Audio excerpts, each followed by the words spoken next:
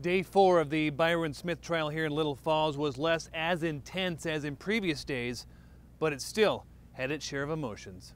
On Thursday, the prosecution focused on the autopsies of Nickolas Brady and Haley Kifer. The scene was a graphic one, as autopsies were shown of both victims. The prosecution's star witness was Kelly Mills from the Ramsey County Medical Examiner's Office. Mills performed the autopsies on Brady and Kifer. Nick Brady was shot 3 times by a Mini 14 rifle, the 3rd time being the fatal shot. Haley Kifer was shot 6 times, once with the rifle before it jammed, then 5 more times with a .22 caliber handgun.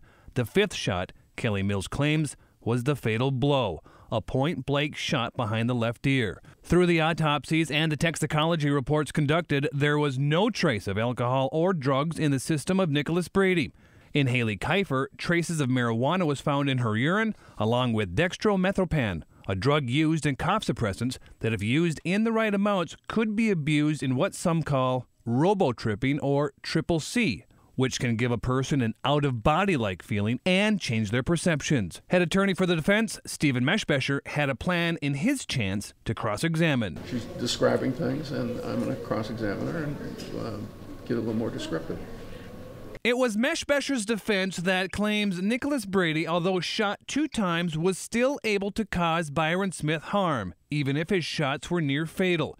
He felt Brady still could have retaliated. In the case of Haley Kifer, the defense claims she was on an intoxicating amount of over-the-counter drugs and there was no telling what she could have done. Byron Smith claims he was afraid for his life. Sitting right behind me in the courtroom was Nickolas Brady's mother, and at times her head would be in her hands, crying. She didn't want to see what had happened to her little boy. And also during intermissions, Byron Smith as well.